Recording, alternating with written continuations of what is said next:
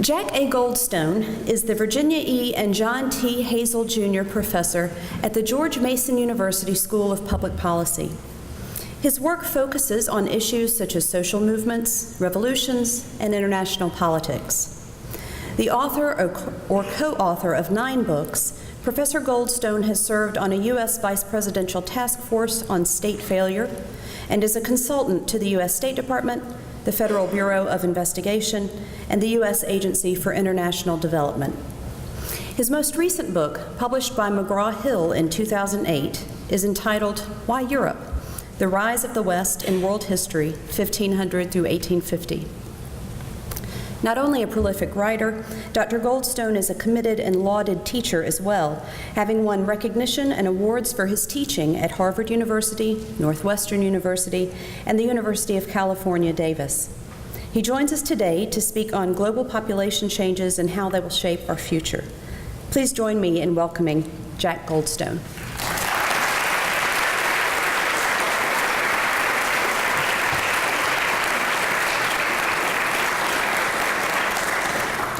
Thank you. It's a pleasure to be here at Wofford College today, and especially to be here to congratulate those who are going to be initiated into Phi Beta Kappa. It's been 35 years since my own initiation, and it's an honor that I hope you will value throughout your lifetimes and find it an inspiration to continue to do your best work. Now, Phi Beta Kappa encourages a lifetime of scholarship and looking toward the future, and so it's appropriate, I think, that what I'm going to talk about today are some pointers toward the future, some characteristics of the world that you will live in, this rising generation of young scholars, and hopefully it's the world that you'll shape and make something better of it than my generation did. Baby boomers were beneficiaries of a favorable time in world history, and although the baby boom generation has seen great global economic growth, it was a growth that remained centered largely in the Western countries of Western Europe, North America, Australia, New Zealand, and to some degree in Far East Asia, in Japan, Korea, Taiwan. That world is now disappearing. We're going to be entering a very different world than we've seen for the last 50 years. Fortunately, we can point to some of the trends that will shape that world to help us prepare for it. I'm going to talk about 4 major population megatrends that we can project with some confidence simply based on what we know about population growth rates and the distribution of population around the world today. First major trend is the shift in the world economy to the big emerging markets. We've heard quite a bit about the BRICS countries, Brazil, Russia, India, China, and now South Africa. But the BRICS themselves are not the whole story. In fact, growth in China and Russia may be slowing down. The story of the emerging economies also includes Mexico, Turkey, Indonesia. It also will include in the near future a number of large countries, even in sub-Saharan Africa, where a dozen countries have had growth rates from 5 to 10% per year. Other parts of South Asia, particularly Vietnam, and other countries in Latin America. And the reason we can be confident that the growth is coming to these countries is they're going to be beneficiaries of the same processes that propelled Europe and America to growth. These are simple processes: an increase in the number of young people who are gaining higher education, literacy, and vocational skills, a strong growth in the workforce, that is, in the number of people aged 15 to 59, and a decline in the number of dependents. That is, as fertility is slowing down, more people will be entering the prime working years, and they will have greater skills and more capital to work with. These are largely the forces that brought a big increase in wealth to the rich countries of the world today, and the developing countries, or many of them, those that have the good governance to benefit, will be seeing similar growth. We've already seen China leap ahead. As recently as 30 years ago, China's economy was only half the size of that of France. It's remarkable. It was only a third the size of Germany's. And that today, China's economy is larger than France and Germany put together by a factor of about 2. But all of that growth has occurred in pretty much the last 30 years. Similarly, other large countries investing in education, growing their economies, entering the world economy, will surprise us with their striking growth. Turkey is already referred to by some people as the China of the Middle East. Brazil is entering the global stage as an important diplomatic as well as economic player. We've seen one concession to the rise of emerging powers in the G20. Economic policy globally used to be made by what was called the G7 or the G8, the club of the rich North American and European economies. Well, the emerging countries have beaten down the door of that club and insisted on entry. And so we now have a collection of 20 countries, the 20 largest economies in the world, that claim entry. And China and Brazil are not just at the bottom of that. China is the second largest economy in the world now. Brazil is 7th or 8th, depending on how you count it. And we will see more countries moving up that ladder. One reason that the growth in the emerging countries is so striking is we're going to see a slowdown in growth in the rich countries. It's already begun. In a sense, the crisis, the global financial crisis of 2007, 2008, is going to be seen, I believe, as a major turning point. Unfortunately, perhaps the end of an era of easy and rapid economic growth in Europe and North America. The rich countries have decided, for better or worse, that having large numbers of children is no longer in the interest of those who are young and middle-aged adults. And so the rate of childbearing has plunged precipitously, not just from 3 or 4 children per family down to 2, but in many countries below that. So that Spain, Italy, Greece, Germany, the average couple is having less than 2 children. Averaged over the society as a whole, it's about 1 1/3 or 1.5 children per couple. And at that rate, population actually shrinks by about 1/4 in every generation. Japan, which has the lowest birth rate of the rich countries, has even published some fun articles predicting the day that the last Japanese child will be born. It's probably not going to reach that level. All of these countries are struggling hard now to provide incentives for marriage and childbearing. But even so, it's unlikely that we will return to an era of steady population growth in the richer countries, which in fact has characterized their history for the last 200 years. The aging of these workforces will also be an issue. I'll return to that a little later. But we have to prepare for a world the likes of which we have never seen. That is, a world in which anywhere from 1 in 4 to 1 in 3 of all adults will be age 60 or older.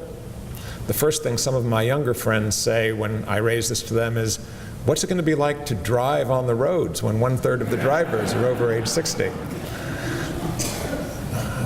But there are other implications of this that we'll have to face as well.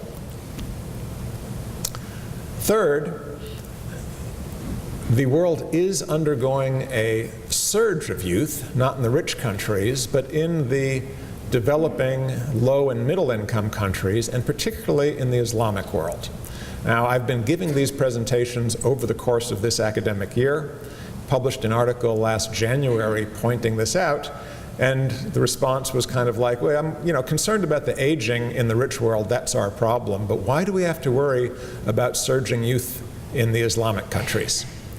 Well, this year, young people in North Africa and the Middle East acted quite dramatically to take the futures of their countries into their own hands.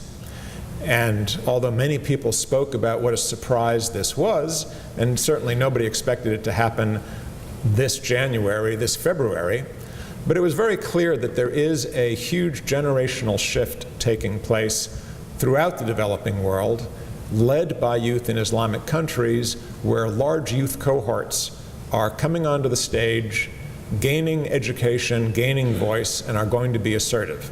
And this is going to be, I believe, just the beginning of a process through which we're going to see this new generation, generally with greater literacy, certainly with greater social media skills than their parents.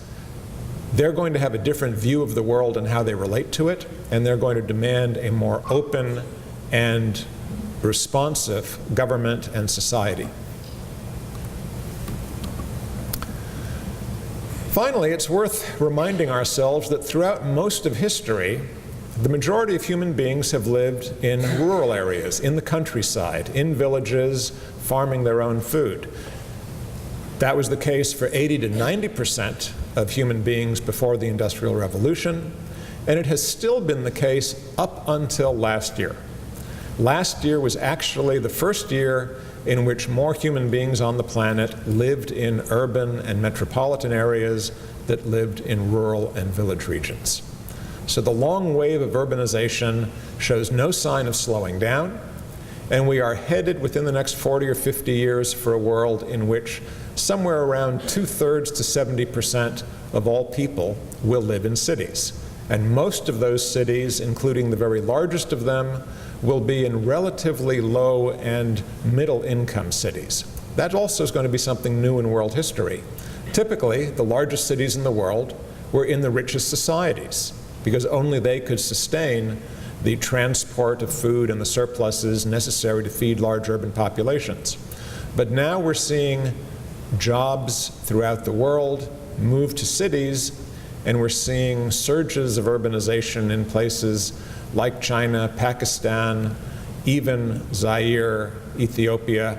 This is where we will see cities of millions, many cities of hundreds of thousands, changing the way that people live. Now, the basic principle of demography is counting people. We want to know how many people there will be in the world, where they will be, where they will live, what will their characteristics be. And what we see in this graph is that the growth of global population is being driven overwhelmingly by increase in the less developed nations. This has been the case for the last half century, but the growth rate is accelerating, or has accelerated recently in many developing countries, so that the growth of education, better access to medical care, improved nutrition, all of these things have greatly improved the survival rate, particularly among children. And although mortality rates have been falling, fertility tends to lag behind. So developing countries, as they improve their economies, tend to go through a period where death rates are falling fast, fertility rates remain high, and population growth takes off. Now, this is actually something that European and North American countries went through also. We had a rapid growth of population. As recently as 1914, the population of Europe was larger than the population of China, because Europe's population took off with the Industrial Revolution and kept growing rapidly, very rapidly up until the 1950s, and even kept growing at a substantial rate until just the last decade. But now that momentum is shifting, and as we'll see from 2000 to 2050, growth is carrying developing populations up to where by 2050, roughly 9 out of 10 people in the world will be living in countries that today are considered developing economies. The divergence is even more marked with the world labor force. That is, the population in the rich countries, baby boomers like me, we're aging fast. Nothing we can do about it. So more and more people are going to be moving into their 60s, 70s, and 80s, whereas in the developing world, more and more young people are going to be moving into their teens, 20s, 30s, and 40s. The result of that is the global labor force, those people in the prime working years from age 15 to 59, they are all the net growth in the world labor force is going to come from today's developing nations. Meanwhile, the labor force in the developed countries, which actually did rise somewhat, about 50%, that blue line at the bottom of the graph, actually does go up by half from 1950 to about 2010. but we've reached the peak. Labor force is going down across the rich countries of the world. It'll grow a little bit in the US still, a little bit in Canada. Countries that are open to migration are using that migration to keep their birth rates a little higher.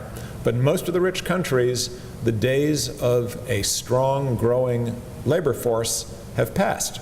The workers of tomorrow are overwhelmingly coming from outside North America and Europe.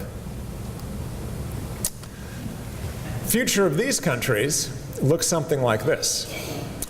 Watch out for the elderly. They are coming in larger and larger numbers.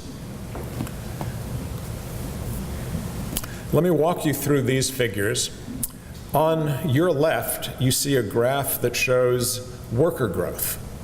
The blue bars show the growth in percent per year of the workforce between 1950 and 2000. As I've said, that was a period in which the workforce in the US, Europe, and Japan and South Korea was growing.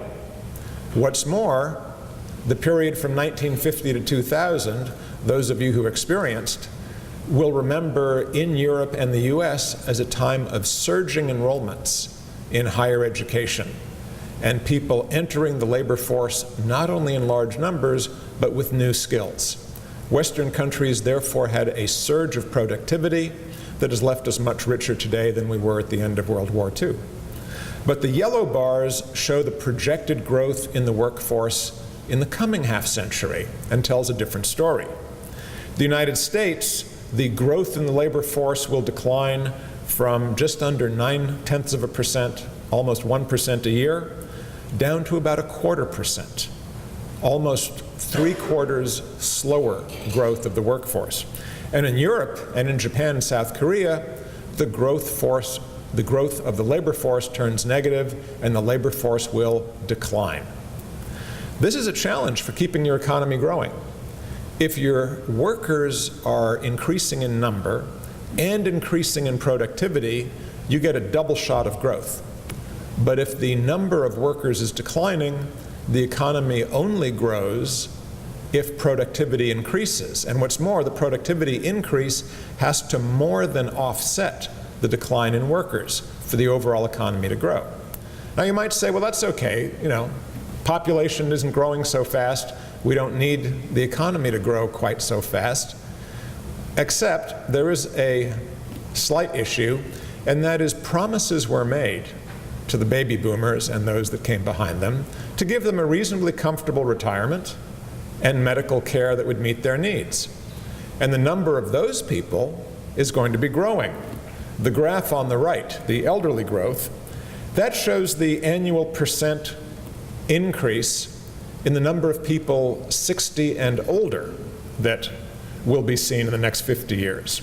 And you'll see that in the US, growth in the elderly is going to be almost 1.4% a year. In other words, the growth in the elderly will be about 6 or 7 times faster than the growth in the workforce. Similarly, Europe, Japan, and South Korea will face slower but still substantial growth in the numbers of the elderly, even though their workforce is shrinking.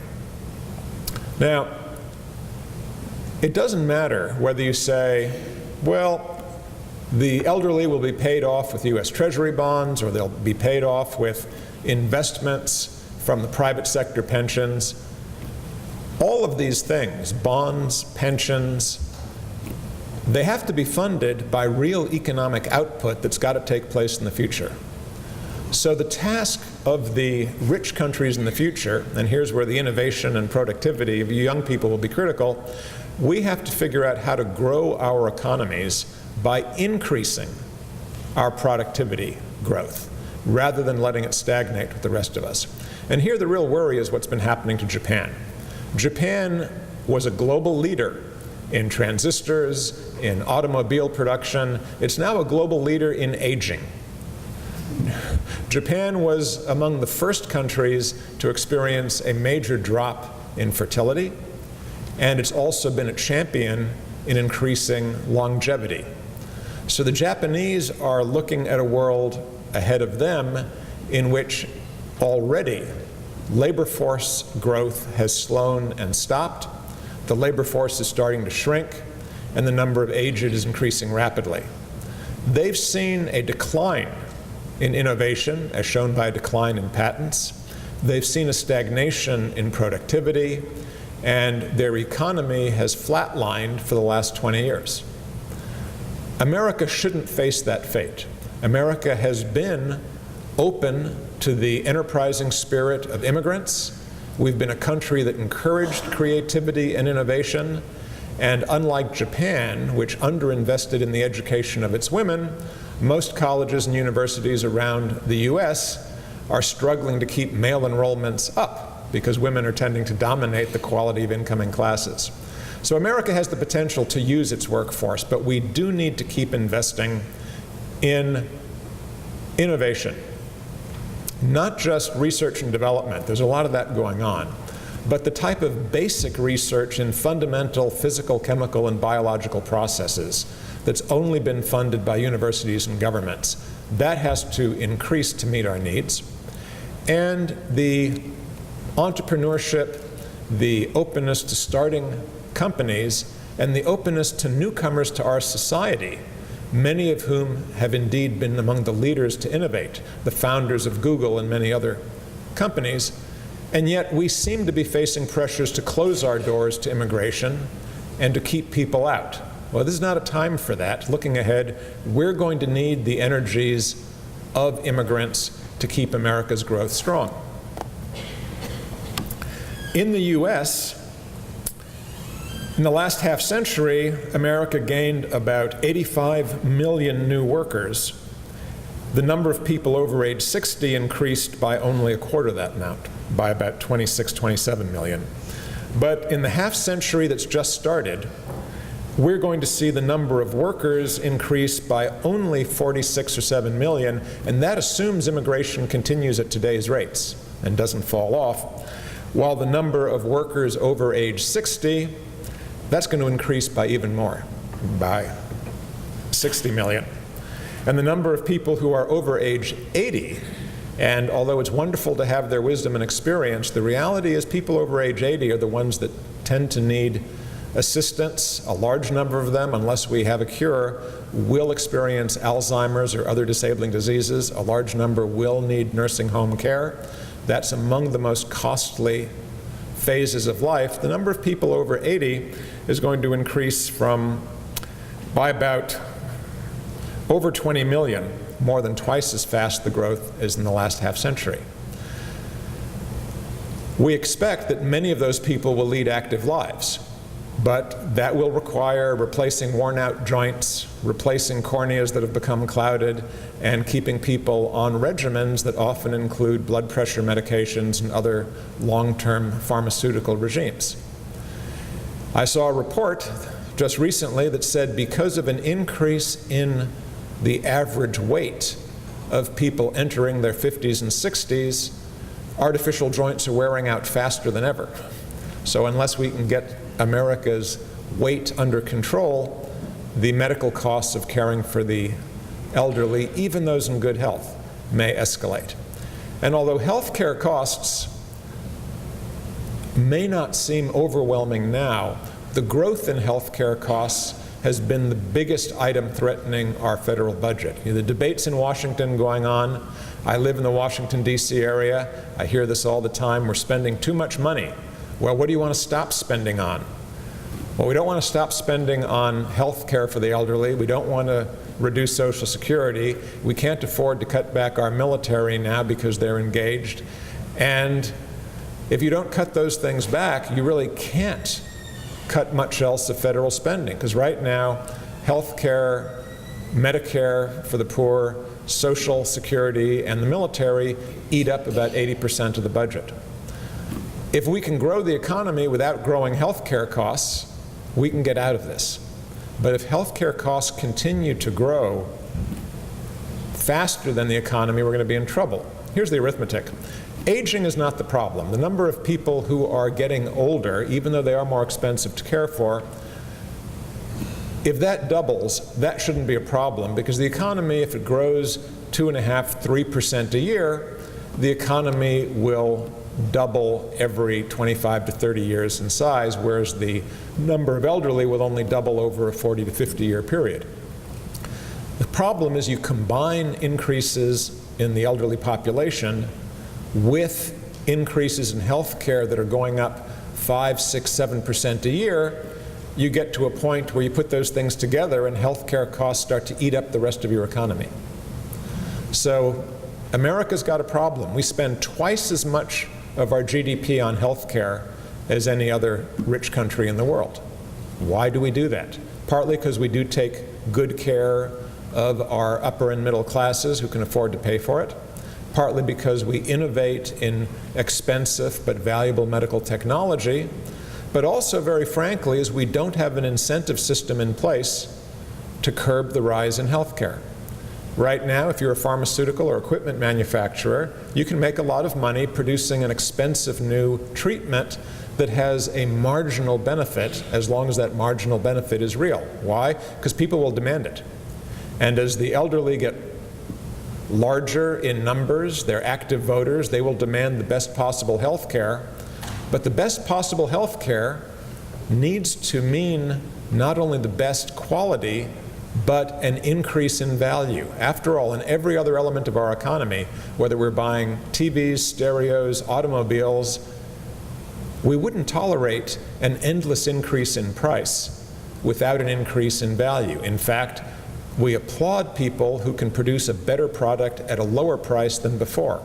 We don't see that in medical or pharmaceutical care yet, but if we don't see it in the next generation, we won't be able to take care of ourselves at an affordable cost. Now, there are lots of young people in the world. If you look at an age pyramid, that is the distribution of youth and elderly across the world as a whole, it looks fine. It looks a lot like the age population of the United States in 1970, just before we entered a period of rapid growth.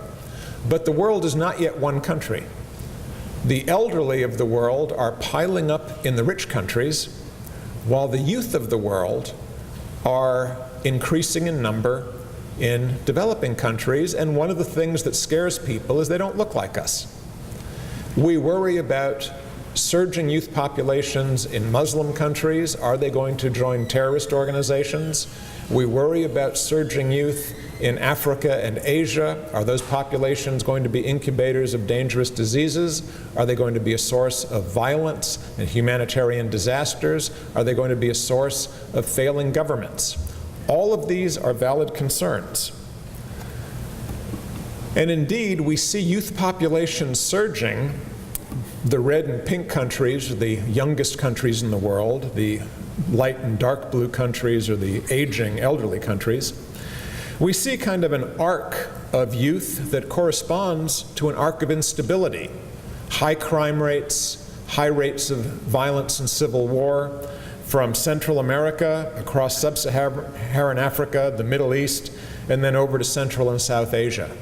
These are danger zones, and they will be danger zones in the future, because unless young people have a stake in their society, they need education, they need access to capital, they need access to jobs, they need a legal framework that will allow them to invest in themselves in the future. If they don't get it, violence is what we see. This is a picture of Thailand, which underwent an uprising of so-called red shirts, young people from rural areas who felt that they were being shut out and not served by the urban economic growth that was taking place in Bangkok, Chiang Mai, and a few other centers. But the young people of the world, remember that's 90% of the youth of the world and all of the future workforce growth in the world, it's coming from developing countries. If the world economy doesn't provide them with jobs, investment, and capital, we're going to see uprisings like this everywhere. Now, there is something we can do about it. Monty Marshall, my colleague at George Mason, and I have tried to provide an index of the quality of governance around the world. We see that as a tool for helping governments identify areas where they need to improve in provision of security, in economic growth, in the effectiveness of their political administration, and in their ability to provide basic social services, health, education, clean water. This state fragility index does not have a demographic component at all. It's just a measure of government performance. Yet there's a stunning correspondence between the countries that have the worst government performance and the countries that have the youngest populations. This is a very dangerous recipe for the future because it suggests that tomorrow's workforce is growing in countries where they're not being served, where they're not taking advantage. Now, the bright yellow countries here, China, Russia, some parts of northern Central America, we've seen government improvements. The government of China, compared to its performance in the 70s and 80s under Mao, the last 30 years, we've seen the economic growth miracle, and that has come from China's investment in capital and education for its population. We've seen improvements in Colombia as well, and in Turkey, a little sliver of yellow there at the eastern end of the Mediterranean. Where developing countries invest in their youth, they see great progress. It carries the whole world economy forward. In fact, all of the international economic forecasters are counting on growth in India, China, Turkey, Brazil, to carry the global economy forward. We need that growth to meet the obligations and expectations of rich countries as well. We need to invest in those economies and gain and share in that growth. But if we don't get growth, if the young people growing up in places like Pakistan, Sudan, Ethiopia, much of the Middle East and Africa, if they have a bleak future, so do we. It will not be possible for 10% of the world entering, frankly, a period of aging and slowdown to continue to do well if much of the rest of the world is lagging in productivity and prone to violence. Here's the story. Right now, in 2010, about twice as many people live in well-governed states, the blue stable states, as live in badly governed states, the red ones there, the ratio about 28 to 15. But almost all the projected population growth in the world is going to take place in those countries that have weak governance. So that in 30 years, population may be evenly balanced between countries that we consider stable and well-run and countries that are badly run with large numbers of frustrated people and prone to civil war. We're having a hard time now dealing with unrest in Afghanistan, Pakistan, Iraq. In 20 to 30 years, those countries will have twice as many people as they do today. If things don't change in Pakistan, it's projected to have 335 million people by 2050, almost as large as the population of Europe or the United States. And that is a country, a nuclear power, that teeters on the edge of economic failure and failure in educating and socializing its youth. It's also the case that about half of all the future population growth in the world is projected to occur in Muslim countries. That's fine if the Muslim world and the Western world are not embroiled in a series of ongoing conflicts.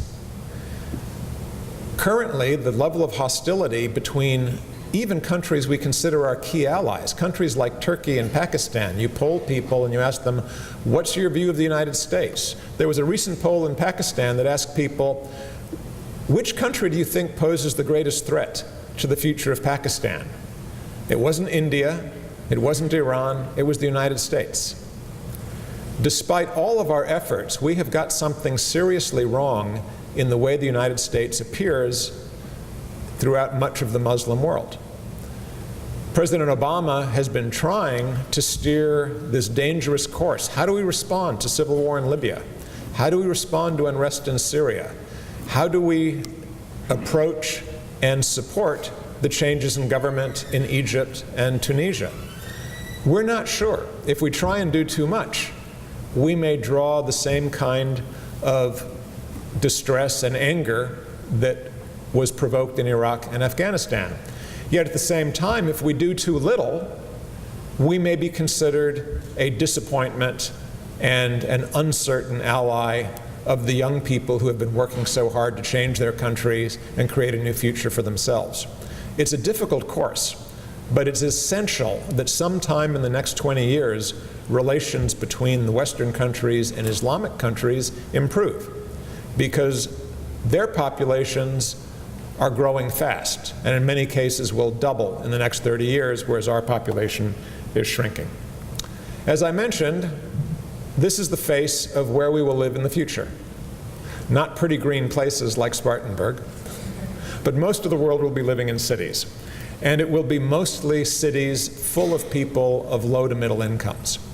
So there's a huge challenge for the quality of life for the human race as a whole. If we're moving to cities, can we make cities pleasant, environmentally friendly places for large numbers of people at relatively low incomes? This is a challenge we have never faced.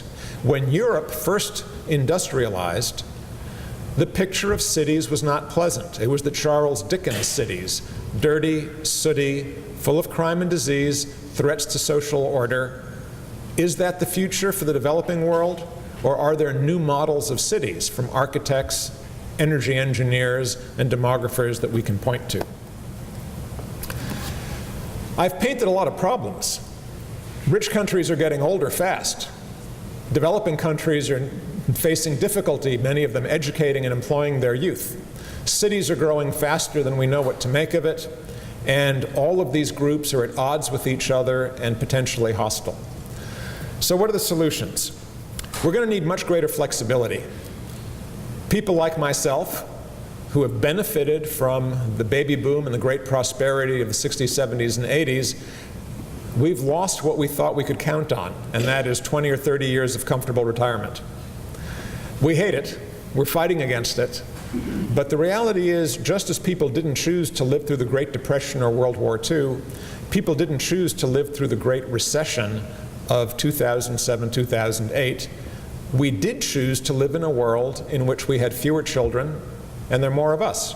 So we're going to have to adapt. Retirement is not going to mean stepping down from work and entering full-time leisure at age 62 or 65.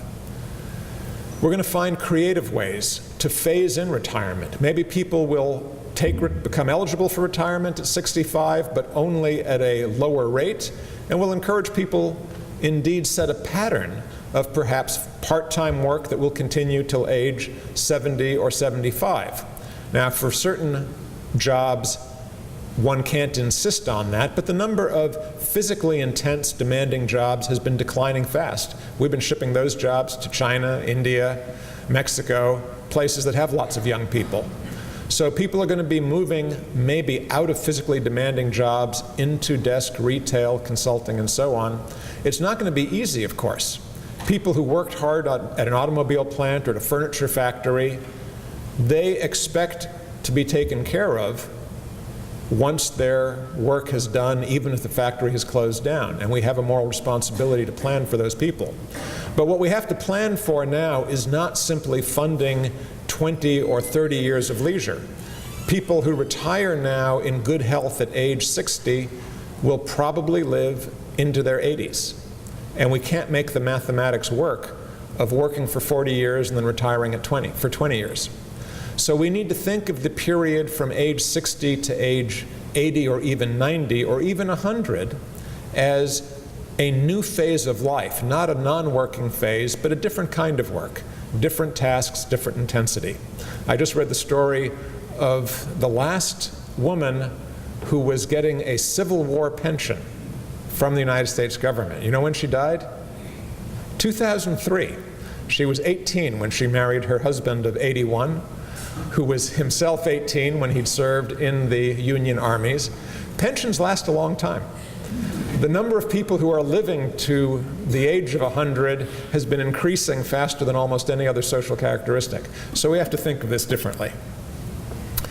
We may also have to rethink immigration and immigration. A lot of people who are desiring retirement are not going to be able to afford the retirement and health care they want in rich countries. But there is an alternative. Throughout Mexico and Costa Rica, developers are putting up retirement communities for people. It's the new Florida, the new Arizona. The Sun Belt is moving south. And that's fine because you can afford not only a reasonable apartment, but you can actually afford the type of personal care. Remember, caring for elderly is a very labor-intensive job. Whether you're in a nursing home or whether you're just active and need some help with shopping or cooking, we need to move labor-intensive jobs to places where the labor is, and the labor is generally in developing countries. The big issue is providing quality medical care for people who move to those countries, and particularly making the making the Medicare benefit portable. Right now, you can't use Medicare to pay bills in Mexico or Costa Rica or Brazil. But we need to think about making that possible for people. We shouldn't look at that as money shipped out of the country. We need to say, if Americans have to pay for the medical care of people over age 65, what's the most affordable way to do it? Well, one affordable way to do it, as people know who do this voluntarily now, is to go shopping for pharmaceuticals or for surgeries in developing countries where the quality of care can be very good. And there's no reason that the Medicare administration can't certify and set standards for overseas facilities that would qualify for Medicare reimbursement if they meet standards of care. There are going to be about 50 million Americans over age 60 by 2050.